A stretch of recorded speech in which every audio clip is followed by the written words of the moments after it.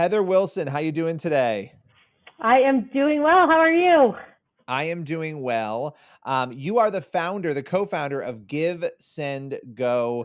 You are a crowdfunding website, and currently you're in the news, you're in the headlines because of the Canadian trucker convoy. I want to get into all of that and talk about the headlines and what's been going on. I appreciate you taking the time. I know you guys are very busy right now. But first and foremost, can you tell us a little bit about GiveSendGo? Sure. So GiveSendGo was started about 7 years ago with my brother Jacob, my sister Emily, and I. We're three of 12 siblings. And so we were all sitting around talking about what it would look like if the church actually did what the church was supposed to do. Like when there's a need, everybody comes together and help. And we saw GoFundMe becoming a thing where, people are starting to crowdfund. You're starting to see some of these donation platforms come through. And we said, that's awesome. Like, people are coming together to meet people's needs. That's what we should be doing. But as Christians, we understand that money only meets the material needs. What if we were to build a crowdfunding platform that didn't just meet the material needs, which are our needs, like actual needs that people have? What if we had it where we allow people to crowdfund, raise money, all the while we shared the hope that we found in Jesus with people? Because a lot of times they're in pretty hopeless situations. So we start walking this journey out 7 years ago. My sister took a little step back, so Jacob and I carried it on. And about a year and a half ago, a young man named Kyle Rittenhouse came to our platform because he had been banned from every other social media platform. And all of a sudden, we woke up to the site exploding, tons of hate mail and death threats, and we were like, what's going on? And we realized we had arrived on a battlefield for freedom. Here's a guy who just wanted to raise money for legal fees. We didn't know if he was innocent or guilty or not. And so we prayed about it and talked about it, and we decided, no, we're going to stand for freedom. It's really important. From the garden, God gave us freedom. Like, this is an important part of the human existence, is freedom. And so we start walking this out with now a lot of haters. Up until that time, nobody hated us. People were raising money for mission trips and medical bills and great things. You were there at that point doing, helping people crowdfund. There was no controversy. That was sort of your first foray into controversy. But as you said, you prayed about it. You guys decided to allow it. What impact did allowing that fundraiser have, both positive and negative outside of what you've already mentioned? We exploded because people were finding out about us, because half the news was saying, wow, look at this crowdfunding site that is allowing it, and half is calling us all sorts of horrible names for allowing it. And so we got some name recognition bigger than just our small, Christian circles. And why would we allow this as Christians? Why would we allow this campaign that's so controversial, where half the world hated it? And what it did for us is really solidify why we love America. It really solidified to us what freedom actually stands for. And one of the peaks of it all was, a couple months ago, when that same young man found himself in court, which is afforded to him by the United States government, and he was able to raise legal fees on GiveSendGo, and through that, he was found not guilty. And so everybody else a year and a half ago had judged him not guilty. GiveSendGo said, we're remaining neutral. We don't know if he's guilty or not. We just know he's afforded these freedoms, and so we're going to allow him. And that was like a life-defining moment for us, of saying, we're not going to be the judge and jury here. This is not up to us. God says he is a God of justice.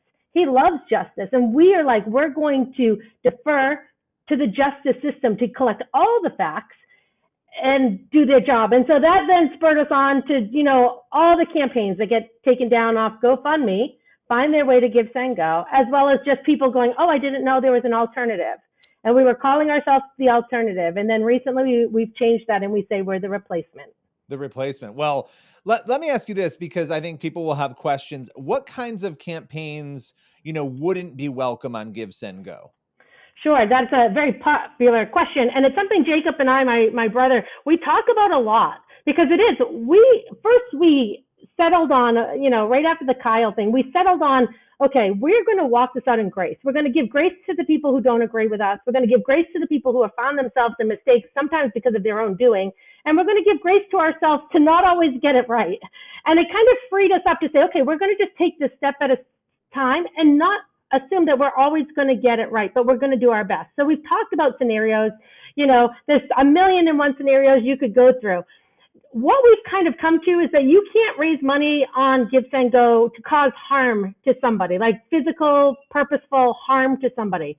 And with that is, it has to be a legal endeavor. The one caveat, abortion right now is legal in the United States, but we say that is causing harm to somebody because we know that a baby from conception, life begins then. And so we say, well, you can't come to our site to raise funds for abortion either, or to just say I'm going to go and cause harm, or just be out to get somebody. We say raise money for things you're for. Like, come to GiveSendGo, and even if we don't agree with you, we'll allow it.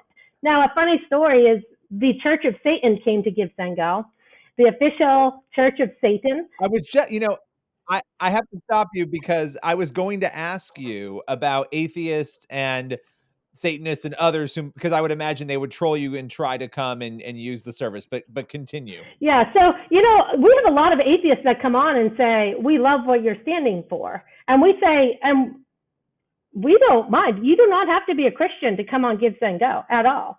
And so, but this Church of Satan came on, and, they have plenty of other options to raise funds, but they come to GiveSendGo, who touts itself as the #1 free Christian crowdfunding site. Like, there's obviously something they're wanting out of this, some, spotlight, and the media spotlight. And they want to raise funds for abortion ritual rites in Texas. And so we said, sorry, we don't allow people to raise funds for abortion. It's killing, and we don't, that's something that's prohibited from GiveSendGo. Feel free. Like, if you want to raise money for Toys for Tots, go for it. Like, we're not going to judge who you are. We're just going to look at what you're raising money for and then run it through a couple things. Is it like illegal, strictly illegal? And is it causing harm to somebody? And again, we give ourselves grace to walk this out because there's a million and one scenarios that we could find ourselves in. So let's talk a little bit about the new controversy that you guys are in the middle of right now. It's the Canadian trucker convoy. A lot of money has been raised. As of right now, how much money has been raised on GiveSendGo for the truckers? I actually was pulling it up because I wanted to make sure I got the numbers right. So it looks like $8.8 million US dollars. So it's blown by GoFundMe's initial amount that was raised, which was 10 million Canadian dollars. So 8.8 million US dollars has been raised on GiveSendGo for this Freedom Trucker Convoy that started a campaign on GiveSendGo once GoFundMe took it down. So you guys have found yourselves in an interesting situation because it seems like there are officials in Canada who are saying this money will not make its way out to the truckers and to the convoy. Take us through that conversation a little bit. I've seen some of the responses on social media from GiveSendGo. Take us through the legalities of that and what's actually happening there.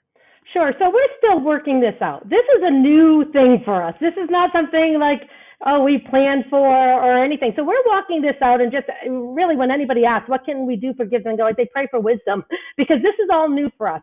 The one thing that we are more sure of more than anything else is that we're going to continue this fight for freedom. This is absolutely insane that governments think they can step in and trample on people's God-given rights.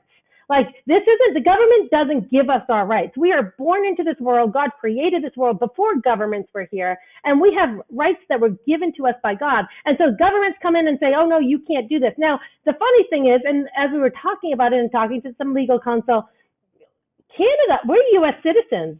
We are a U.S.-based company.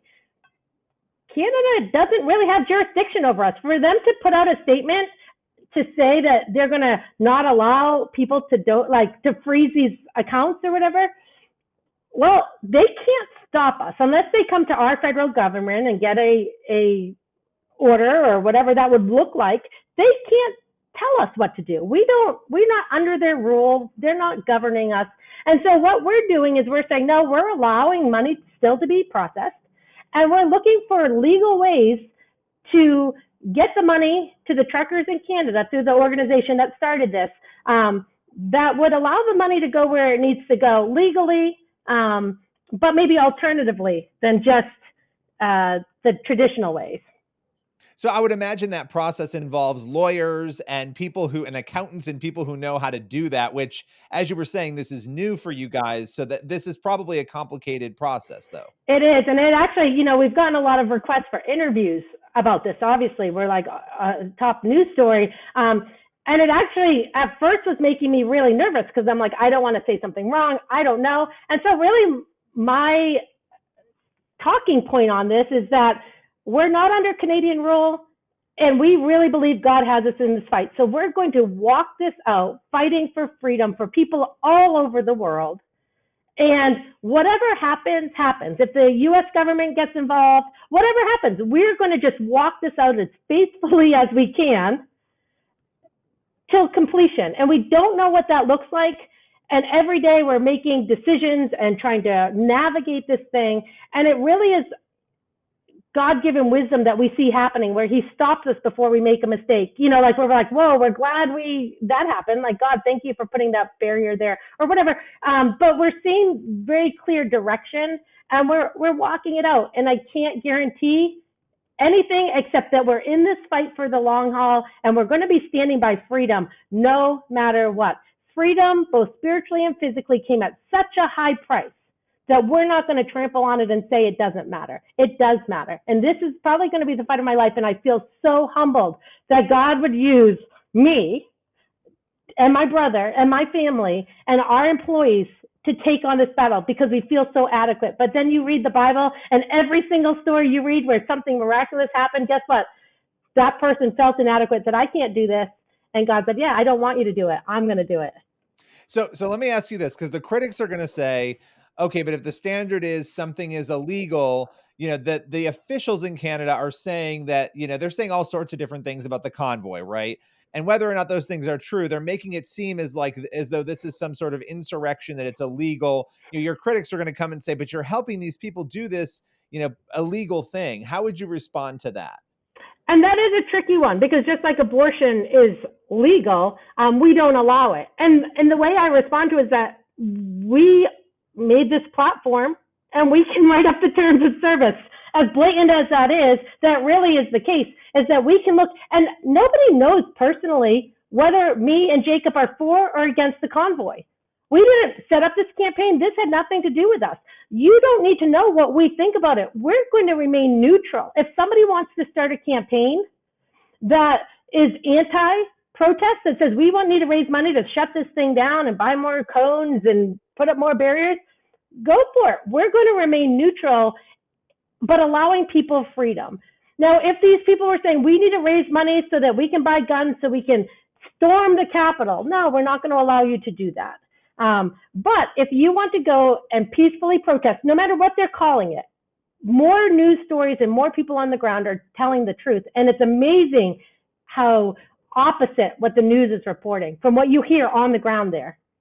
Well, that was going to be one of the things I said about this too. When you look at the reporting on this, it makes it sound as though this is some violent insurrection, and there have been very few cases, from what we know, of violence or arrests or things like that. It's been definitely the allegations of it being sort of misreported or framed in the wrong way seem to be interesting allegations because, again, that rhetoric doesn't seem to be matching up with the arrests or the things that we're actually seeing happen on the ground there.